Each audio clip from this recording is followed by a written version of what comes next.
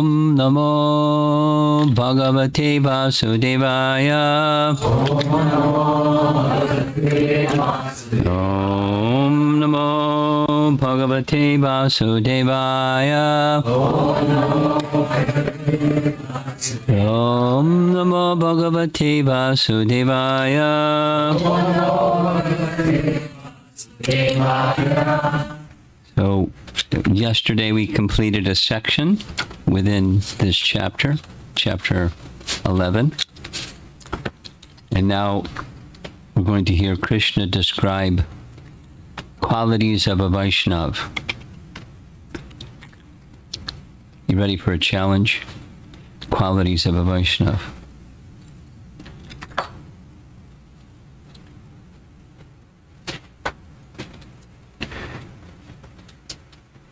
Actually, I'm supposed to continue with text 28. Sorry about that. It's a long one. My dear Lord, this is 28.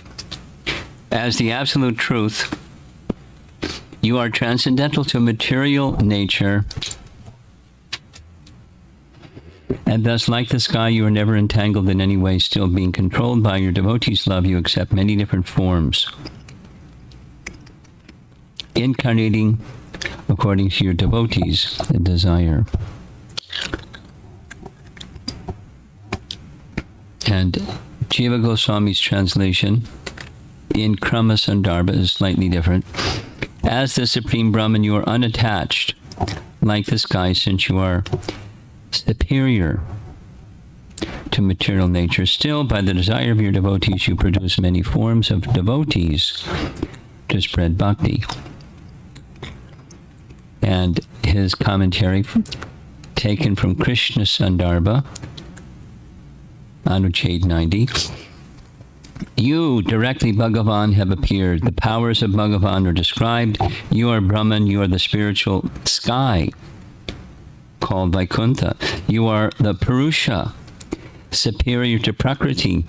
Though you are this Bhagavan, you have appeared in this world, you appear in various forms, Pratak Vapu, to fulfill the desires of your devotees. Jambavan speaks to Krishna, Canto 10, Chapter 56.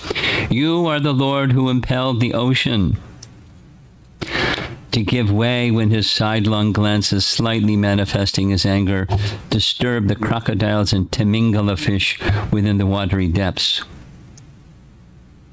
You are the Lord who built a great bridge to establish his fame, who burned down the city of Lanka, and whose arrows severed the heads of Ravana, which then fell to the ground. The Devatas speak to Krishna. Canto 11, Chapter 6, Text 13. Oh, powerful Lord, may that foot, which is like a victory flag endowed with great power, during your appearance as Vamana, with banners falling on the three worlds like the Ganga River, bestowing fear in the demon troops to drive them to hell, and bestowing fearlessness to the Devata armies for taking them to Svarga. Purify us of our sins. And Akrura, Canto 11, Chapter 2, Text number 1. Excuse me, Canto 10, Chapter 41. Chapter 10, Chapter 41. Chapter 41 is after Krishna enters Mathura, and he gets Upanayana. He goes to school at Sandipani Mani School and comes back to Mathura. So he's in Mathura and he visits Akrura. So it's separate from the bringing Krishna to Mathura. It's after school, he's back in Mathura. Akrura speaks. Whatever wonderful things the earth, sky, or water contain, all exist in you, since you encompass everything. When I am seeing you, what have I not seen?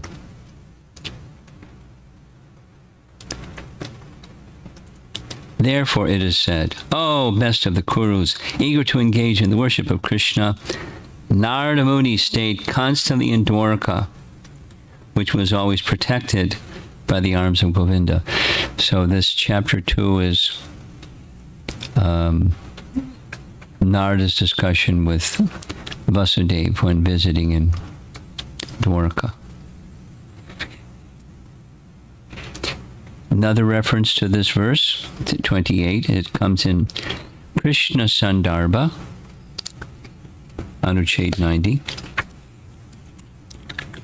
that Krishna is the original personality of Godhead,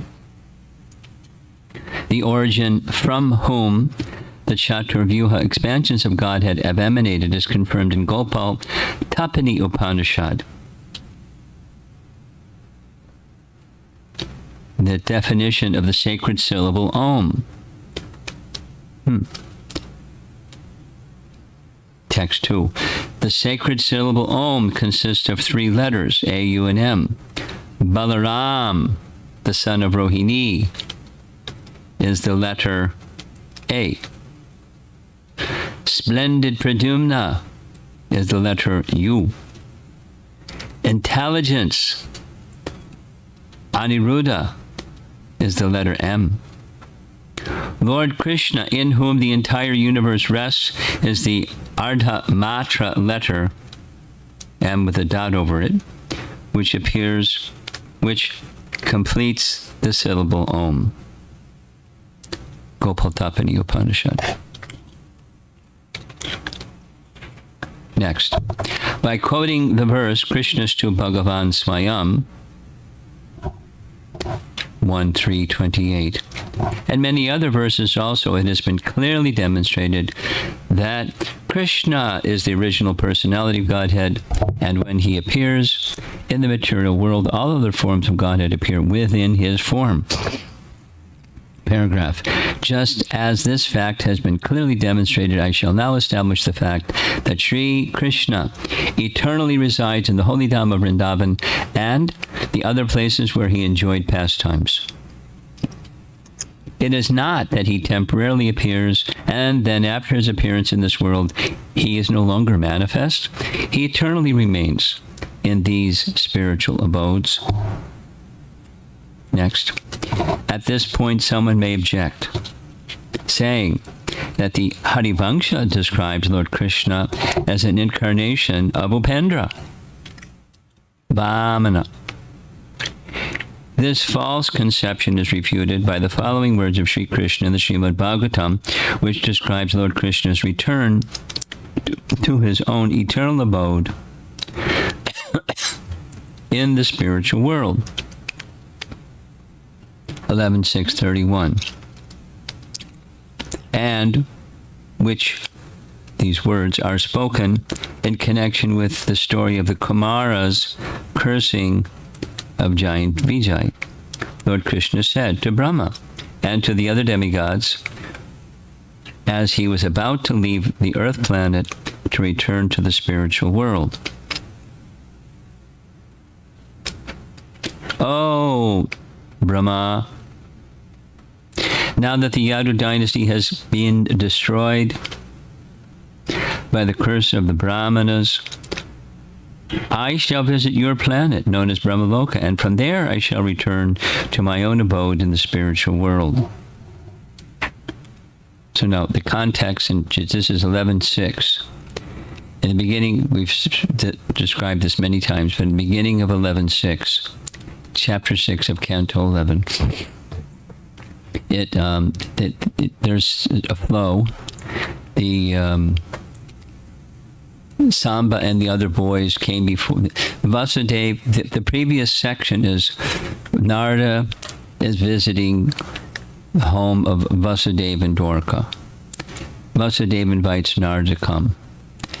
He asked Narada transcendental knowledge. I was very interested in understanding Krishna as my son, but I neglected to ask about transcendental knowledge. So here's my transcendental knowledge questions, and Narada answers. And then Narada departs. Chapter 6 begins. Vasudeva arranges for a big yajna at his home Brahmanas come from all over.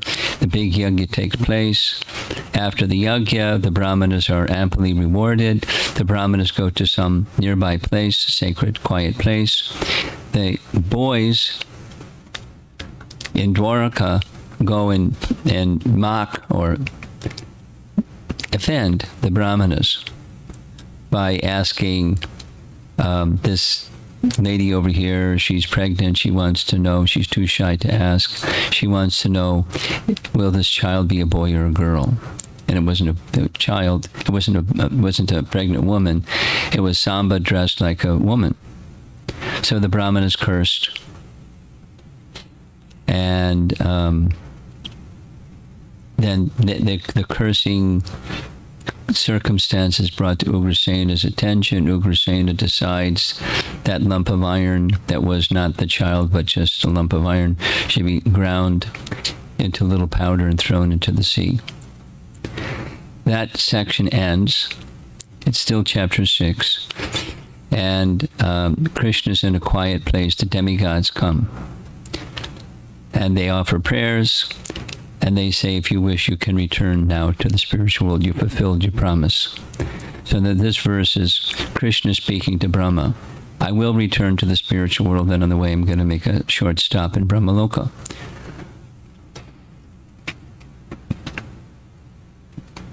Sridhar Swami explains this verse in his commentary.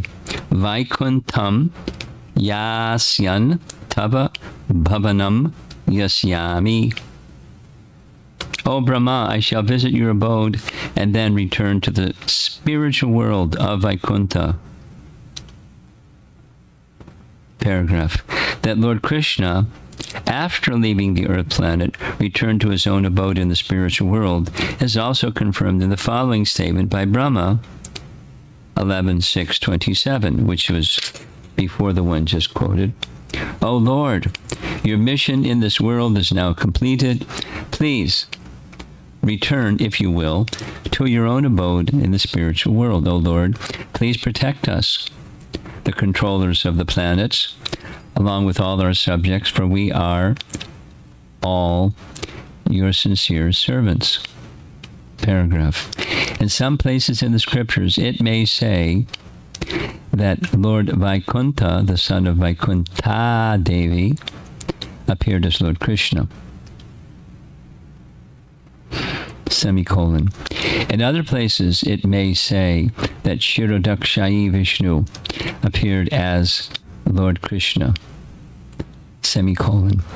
In other places in the scriptures, it may say that the Purusha incarnations appeared as Lord Krishna. Semicolon. In other places in the scriptures, it may say that Narayana Rishi appeared as Lord Krishna. Semicolon. In the Brihat Sahasranam prayers, in the description of the identity of Lord Balaram and Lord Lakshmana, it may say that Lord Ramachandra appeared as Lord Krishna. Semicolon. In other places in the scriptures, it may say that a hair of Lord Narayana appeared as Lord Krishna. Semicolon. And in other places in the scriptures, there may also be other descriptions of how other forms of Godhead have incarnated as Lord Krishna. How are these contradictory statements to be resolved?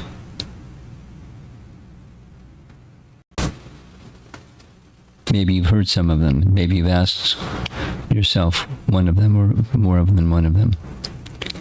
Answer. Actually, all these statements are true. Why? For all forms of the personality Godhead are simultaneously present in the form of the personality Godhead Sri Krishna, and when Sri Krishna descends to this material world, all other forms of Godhead also descend with him. And then he's going to explain. Next. When Shishupal and Dantavakra were killed by Lord Krishna, they attained Sayuja Mukti, merging into the body of the Lord. However, when the Lord's earthly pastimes were concluded, and the Lord had returned to his own abode in the spiritual world, Shishupal and Dantavakra also returned with him and resumed their original posts as personal associates of the Lord. This is described by Narada Muni in the following words. 7.146, quote, "These two associates of Lord Vishnu, Jai and Vijay, maintained a feeling of enmity for a very long time. Because of always thinking of Krishna in this way, they regained the shelter of the Lord, having returned home back to Godhead." Next, that Kshirodakshayi Vishnu entered the body of Lord Krishna when he incarnated on this earth, just as Jai and Vijay did when they were killed by the Lord, is confirmed in the following celebrated passage from Harivangsha, Vishnu Parva, chapter 41. Interesting, isn't it? Quote, "Observing that Lord Kshirodakshayi Vishnu's crown had been stolen by the demons, Garuda attacked the thieves, killed them, and recovered the Lord's crown. As all this was happening, Lord Kshirodakshayi Vishnu descended to the earth where Lord Krishna was performing his pastimes and entered Lord Krishna's body. In this way, Lord Kshirodakshayi Vishnu appeared during Lord Krishna's incarnation. Garuda, trying to return the crown, was unable to find his master in the spiritual world. He finally found Kshirodakshayi Vishnu, manifested within the form of Lord Krishna, who was enjoying pastimes on the peak of Gomanta mountain. Garuda then returned his master's crown." Unquote. Harivangsha, Vishnu Parva, chapter 41. Next, how the different forms of Godhead appeared in the transcendental body of Krishna may be understood from the following statement of Vedanta Sutra 4.3.1. Archir Adina Tat Pratite. Translation: at the time of death, the perfect yogis can travel to any planet using the sun's rays.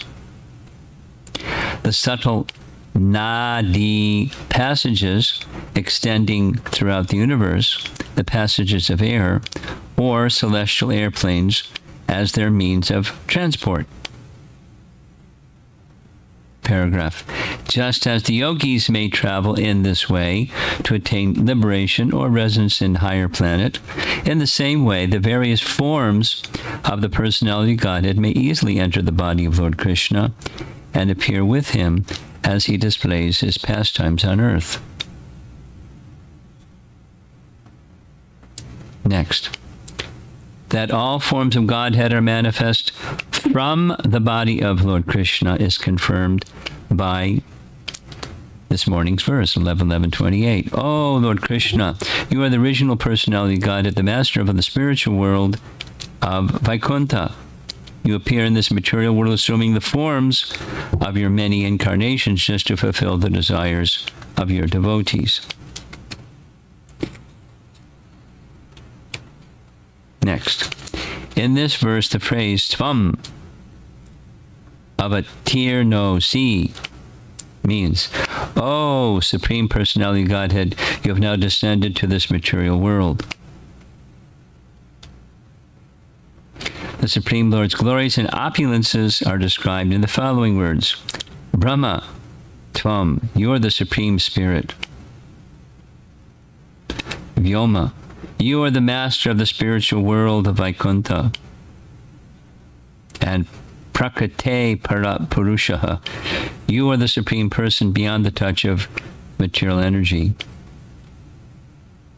Someone may ask, why does the Supreme Personality of Godhead descend to this material world? The answer is given in the word Sve Chopata Pratak Vapuhu. You appear in many forms in order to fulfill the desires of your devotees. By describing Lord Krishna in this way, Uddhava affirms that Krishna is the original personality of Godhead who assumes many forms to please his devotees. So you can imagine, that's Anucheta 90. Krishna Sandarbha is a very rich text, expanding on the Krishna's Tu Bhagavan Swayam message in many, many, many ways from many different angles. And the grasp he has of scriptural texts is mind-boggling. He didn't have a computer, he didn't have folio, and just had an understanding and a memory, and knew how all the puzzle pieces fit together. Amazing. So here's translation. We won't read too much. 29 through 32. So now Krishna is going to reply. O Uddhava, a saintly person is merciful and never injures others. Even if others are aggressive, he is tolerant and forgiving toward all living entities. His strength and meaning of life come from the truth itself. He is free from all envy and jealousy, and his mind is equal in material happiness and distress. Thus, he dedicates his time to work for the welfare of all others. His intelligence is never bewildered by material desires, and he has controlled his senses. His behavior is always pleasing and never harsh, and always exemplary, and he is free from possessiveness. He never endeavors in ordinary worldly activities, and he strictly controls his eating. He therefore always remains peaceful and steady. A saintly person is thoughtful and accepts me as his only shelter. Such a person is very cautious in the execution of his duties and is never subject to superfluous transformations, because he is steady and noble, even in a distressing situation. He has conquered over the 6 material qualities, namely hunger, thirst, lamentation, illusion, old age, and death. He is free from all desires for prestige and offers honor to others. Lord Chaitanya's teaching as well. Rather, he is a well-wishing friend to all, being most merciful. Such a saintly person must be considered the most learned of men. He perfectly understands that the ordinary religious duties prescribed by me in various Vedic scriptures possess favorable qualities that purify the performer, and he knows that neglect of such duties constitutes a discrepancy in one's life. Having taken complete shelter at my lotus feet, however, a saintly person ultimately renounces such ordinary religious duties and worships me alone. He is thus considered to be the best among all living entities. And probably one of the longest purports in the Srimad Bhagavatam is taking each of these qualities one by one and listing them. And it's like 7 pages long. So I'll just start. BBT purport. Verses 29 through 31 describe 28 qualities of a saintly person, and verse 32 explains the highest perfection of life. According to Srila Bhaktisiddhanta Saraswati Thakur, the 17th quality, namely Mat Sharanam, or taking complete shelter of Lord Krishna, is the most important, and the other 27 qualities automatically appear in one who has become a pure devotee of the Lord. as stated in Bhagavatam 5:18-12, Yasyasti bhaktir bhagavatya kinchana sayar vair ganais tatra samasate sara. The 28 saintly qualities may be described as follows. 1. Kripalu. A devotee cannot tolerate seeing the world merged in ignorance and suffering, the whiplashes of Maya. Therefore, he busily engages in distributing Krishna consciousness and is called Kripalu, or merciful. 2. Akrita droha. Even if someone is offensive toward a devotee does not become offensive in return. Indeed, he never acts against the interest of any living entity. One may argue that great saintly kings such as Maharaj Yudhisthira and Parikshit Maharaj executed many criminals. However, when justice is properly administered by the state, sinful, destructive persons actually benefit from their punishment because they become freed from the severe karmic reactions to their illicit activities. A Vaishnava ruler gives punishment not out of envy or malice, but in faithful obedience to the laws of God. The Mayavadi philosophers who want to kill God by imagining that he does not exist are certainly Krita Droha, or the most injurious to themselves and others.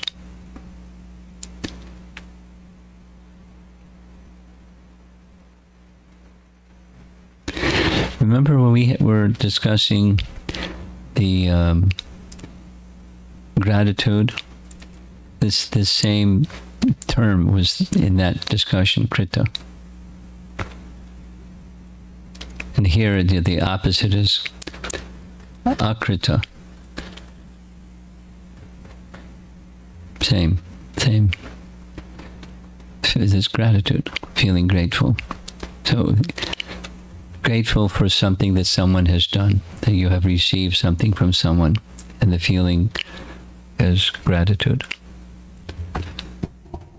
Akrita droha.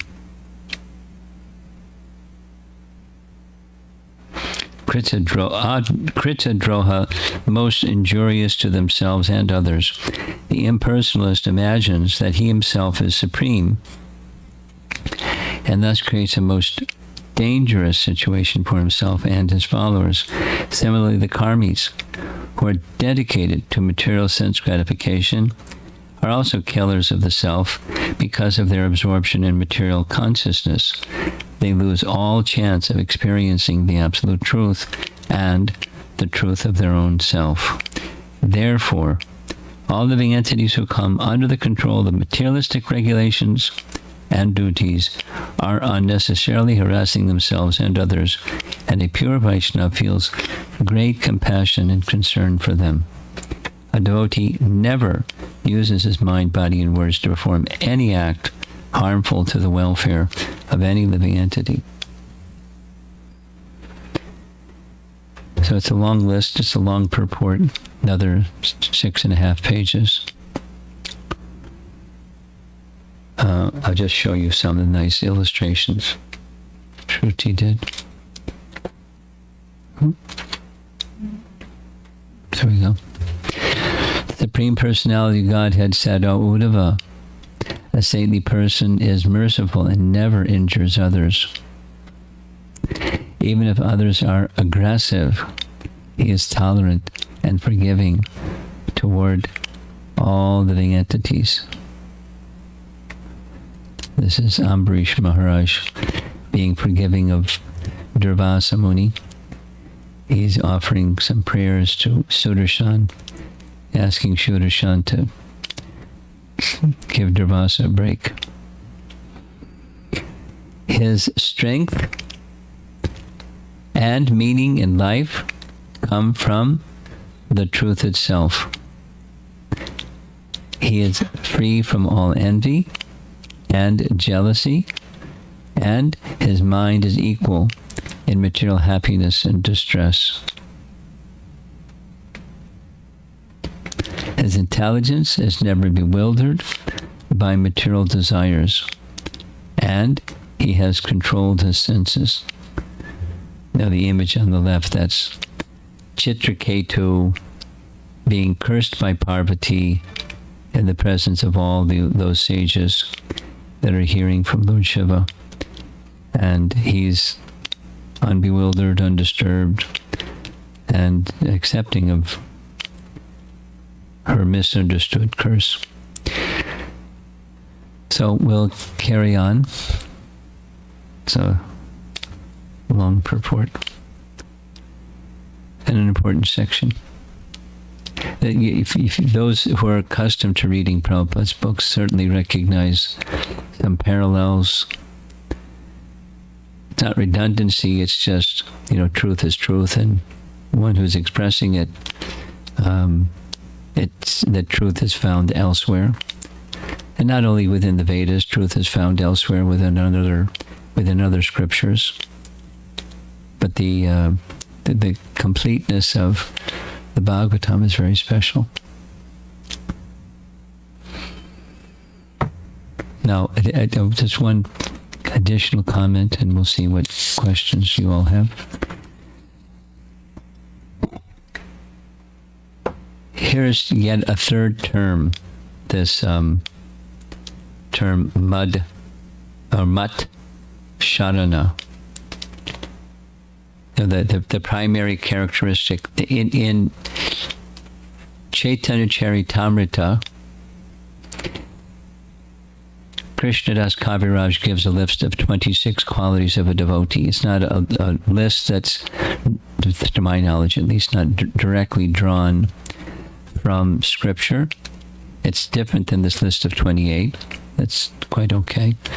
But, of all those 26 qualities, it's said one is primary, the others are secondary. Swarup Lakshana and Tatastha Lakshana.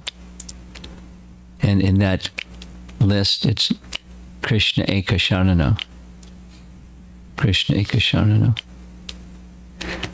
And similar in the descriptions of the items of knowledge, chapter 13 of Bhagavad Gita, verses 8 through 12. The same is, the language is different, the same principle. Maicha Nanya Yogena Bhakti Rabhya Vicharini. Same. Krishna is the only object of one's shelter and worship and service. And here, Mat Sharana. So there's consistency. The language is slightly different. That's quite okay. The principle is the same. And, from my upbringing in Christianity, the same is there in Christ's teachings. Love God with all your heart, with all your mind, with all your strength, and love your neighbor as yourself. Those are his teachings. So it's here. This is, that's ideal.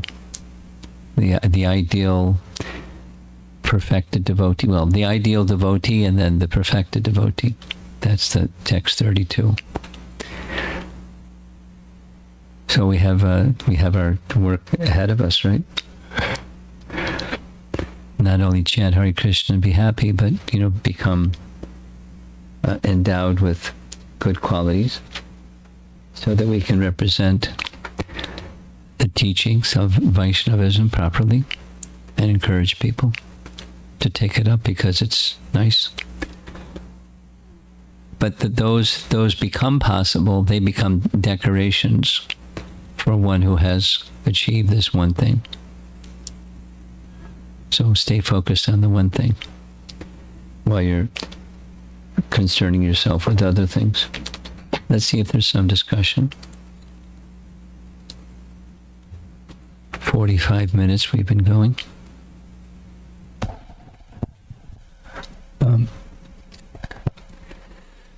It's very inspiring to see these very elevated qualities. I have a question about generally the Vaishnavas do not cause any harm or injury to others with their words or actions. But in my conditioned state, even when devotees sometimes give me feedback or correction, I might not be in a position to accept that feedback because of my conditioned tendencies. And I sometimes also I might take it as an offense. So how to overcome such conditioned tendency? Because the devotee is not doing me any harm, but basically trying to uplift me or benefit me by that feedback or correction. But because of my ignorance, I am trying to not see it in a proper way.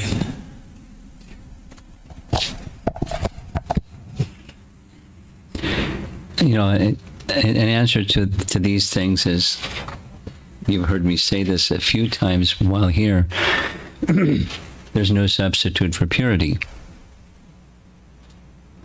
Until there's purity, there's going to be that, stumbling block. So the how-to is, continue to strive for purity, the standard of pure devotional service.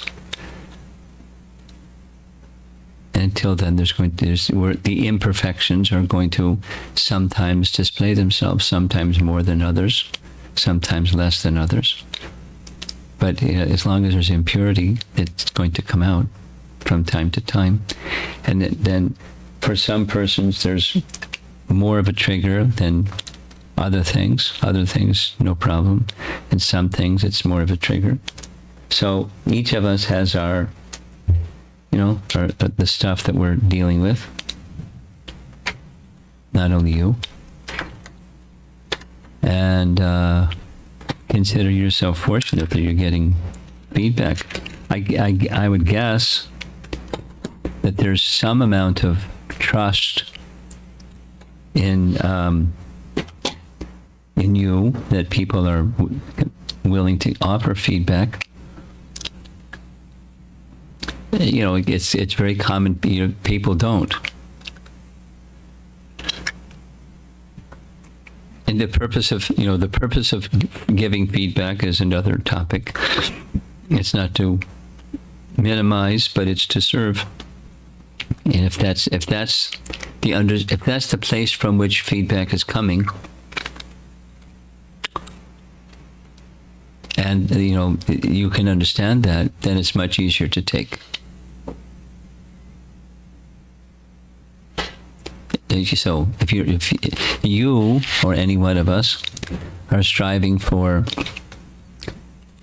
becoming better qualified devotees, someone who's assisting us, that's fantastic. So receive the message that we're hearing is, even if it's not in that mood of trying to assist another to come to the stage of remembering Krishna always and being his pure representative, if it's not coming from that place, it's okay. So how to get to the place where it's okay? Purity. I wish, my intention, my aspiration, my goal of life is to come closer to Krishna. And when that alignment of heart and mind and senses when that's established, then there may be some turmoil going on inside when you hear, but the alignment just clicks back in. It starts at the heart level, or the intention level, or the free will exercise level. Understanding the importance of connecting again with Krishna, and here I am, lost in this ocean of forgetfulness.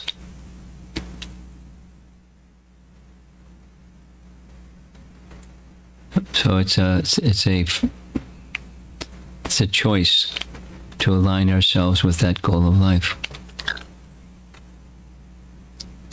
And you keep striving for it. That's the purity principle. Anything else?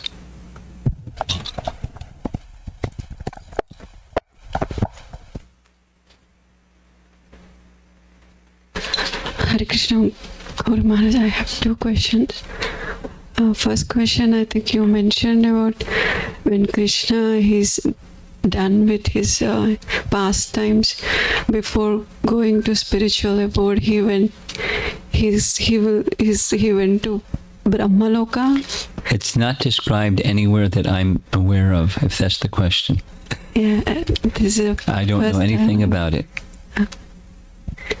It's not described anywhere that I'm aware of. Second question. Yeah. Second question, I think these qualities you mentioned before, that when we want to strive for these qualities, that you associate with those persons that with those qualities, so that you Yes. So what that association means, like we serve them. Serving. That's what association means. And part of serving is hearing, and observing, but serving. That's association. Hearing from and serving. That's association. Thank you.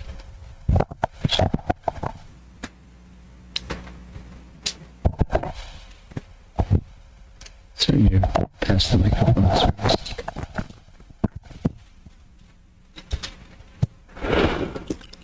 Guru Maharaj, how to understand the greatness of a saintly person?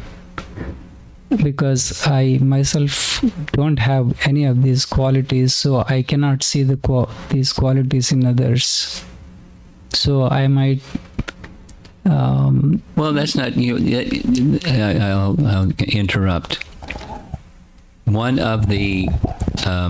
This is the 125th year of Srila Prabhupada's appearance, and just like yesterday, we spent some time describing the service mood of Srila Prabhupada, and that's you can see, although you don't have those qualities. So the premise that you can't see because you don't have those qualities is a false premise. You may not be able to see the same way that and another exalted pure devotee sees, but you can see. To some extent, you can see.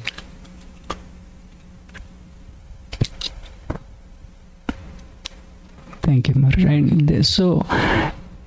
And to understand the greatness of the saintly person, it's not possible for me until I actually develop these qualities.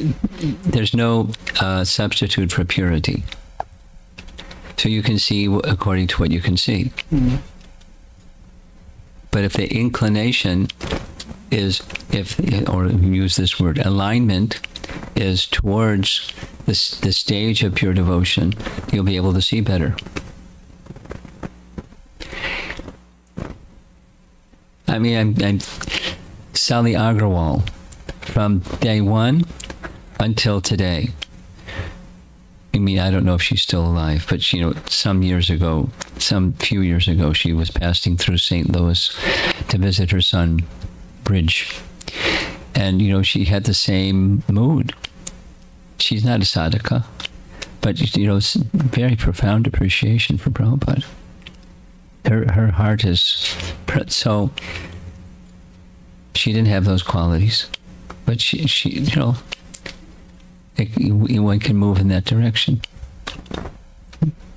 Yes, so whatever little the qualities I can see, just hold on to that and keep appreciating, and then go in the direction that I want. Hold on to it means you serve. Serve.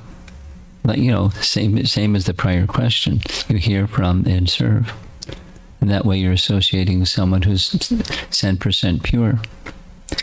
hear from and serve. And serve, included in services, you apply and apply in a manner that's suited for the person who you're serving, to your capacity. That's the elevating principle. That's the service principle, the devotional service principle. Next. One clarification is 26 qualities versus 28 qualities. That's okay. Here. It's just different list. Different list. But the qualities can be more than this also. Oh, yeah. 64 qualities. 60. 128 qualities. Thank you, Maharaj.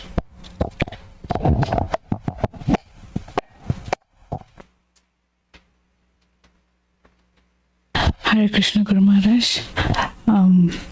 My question is the devotees are very merciful, but if in some case, if somebody is not able to forgive, Somebody who's not able to forgive. yeah, how am I need to understand that, and what do I need to do to work in that relationship? Are you speaking about another person who's not forgiving, or you're speaking about yourself who's not forgiving?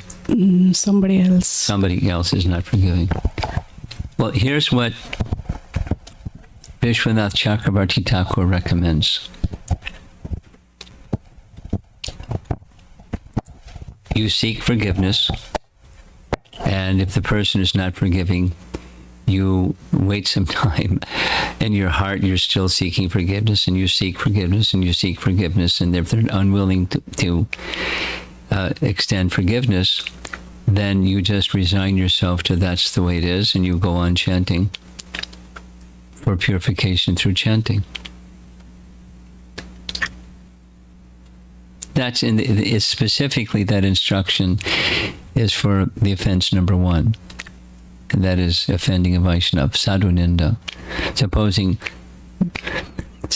there are circumstances where persons, it's not exactly or specifically or technically an offense that someone is feeling a negative feeling. It's not necessarily in response to an offense, but they're just feeling like that for some reason or another. So without giving, anecdotal examples such as blah, blah, blah, blah, blah.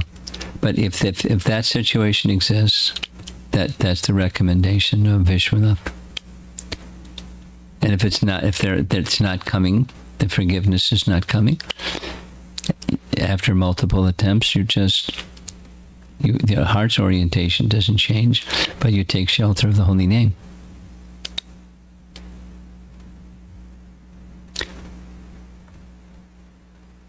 There are people in this world.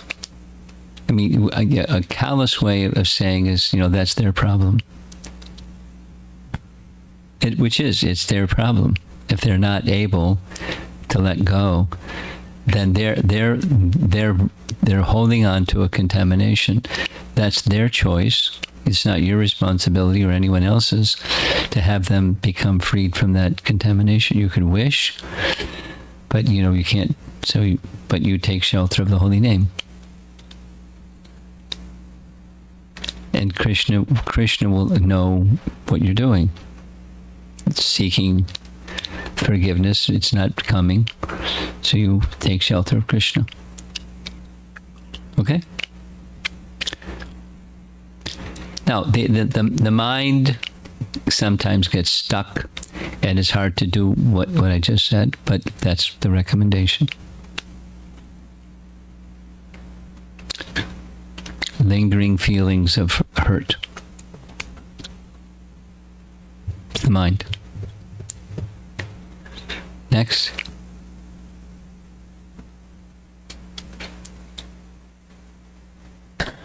I know that a pure devotee is not affected by the 3 modes of nature.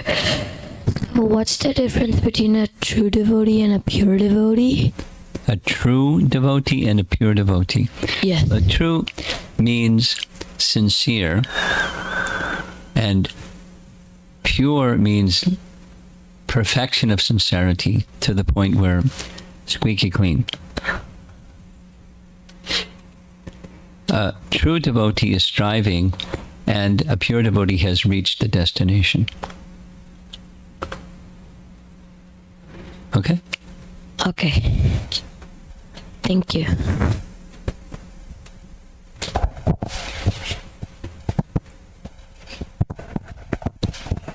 Hare Krishna, Guru Maharaj. So, Vasudev, the father of Krishna, he knows Krishna is Supreme Personality of Godhead, but still he is seeking for Narada's teachings, for transcendental knowledge. Is there any significance for that, Maharaj? Yeah. He's not a Vaikunthavasi. He's a Dwarkavasi.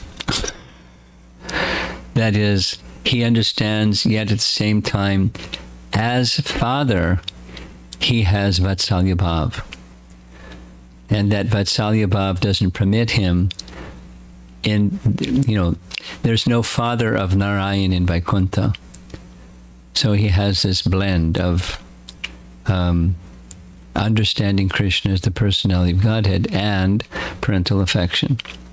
So he understands and he doesn't understand. Sometimes more, sometimes less.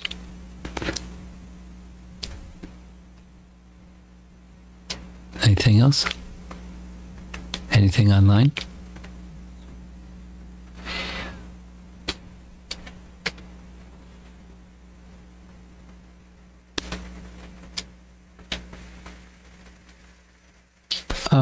First question is from Samskriti. She says, we know that Krishna has no beginning or end, and we celebrate the appearance of Lord Krishna on this earth, but we do not acknowledge his disappearance. We celebrate the Acharya's appearance and disappearance. Is there a specific reason we don't do this for Krishna? Yeah. It's painful.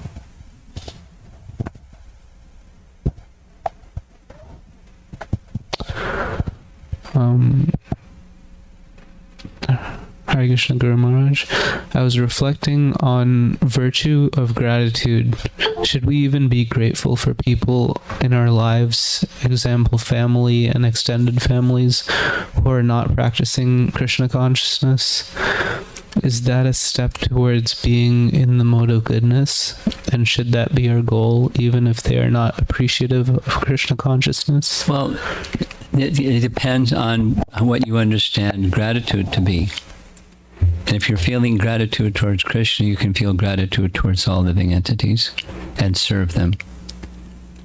And that's one of the standards that's just described in this list. So the shape of that gratitude is going to be different according to the different living entities, because their consciousness and their relationship with Krishna is different. So the regard for them is going to be different. But gratitude can be there in principle because of connection with Krishna. You know, supposing a bee comes and stings you.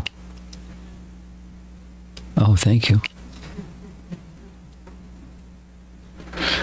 Or supposing there's some relative that's like really cranky and, you know, etc. Bad character, yelling at everybody and so on and so forth. So, you know, you make a distinction between behavior and the soul. And then you have some regard for the soul and, you know, different ways of trying to be of service to the bee that stung you and you know, a grumpy, cranky personality in the extended family. You'd be in the mood of service and grateful to Krishna for the mentality and the opportunity for service. Anything else? Questions from Sri Radhika Mataji. It is said that in one of the PowerPoint slides, silence means assent. and there was a picture of the pastime of King Chitraketu being cursed by Mother Parvati. How do we understand Lord Shiva's silence in that instance, at least in the presence of King Chitraketu, being the oldest in the assembly and the superior of the person who was in the position of misunderstanding a great devotee? How do we understand his silence? Well, Lord Shiva may have had a deeper understanding than you and me. And, I don't know what his deeper understanding was, but he may have had, for example, he may have understood Krishna has a plan to take Chitraketu back to Godhead quickly. And he has this next service of being Vritrasura for Krishna's purposes. So we don't know how he processed and why he didn't speak. Now, he could have spoken something. He could have, even knowing what he knew. But so he spoke to Parvati. And please remember, it's not just him and Parvati. There's a whole assembly. If you regard the picture or hear the description, the circumstance where Chitraketu descended, there's Narada and a whole bunch of sages. And when Lord Shiva is giving teachings, so Lord Shiva he didn't retract Parvati's curse, but he admonished her and glorified Chitraketu. So I don't know, the premise of your question needs a little adjusting. He didn't yell at her. Oh, but he did correct her. You're saying he's the one who has offended me. I say you're the one who's offended him. And just see his exalted qualities. And then he goes on.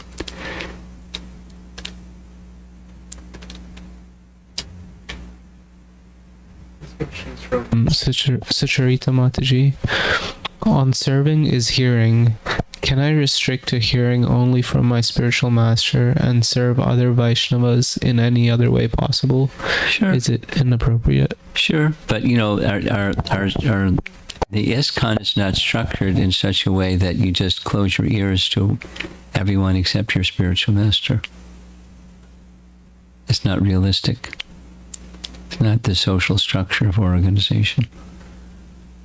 But you certainly can be selective and primarily, principally take shelter in hearing from your spiritual master. That's wise.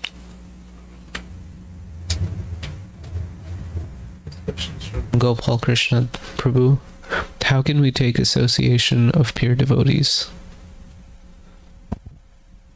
Well, we've answered that by hearing and serving. Sadhu Sangha means hearing and serving.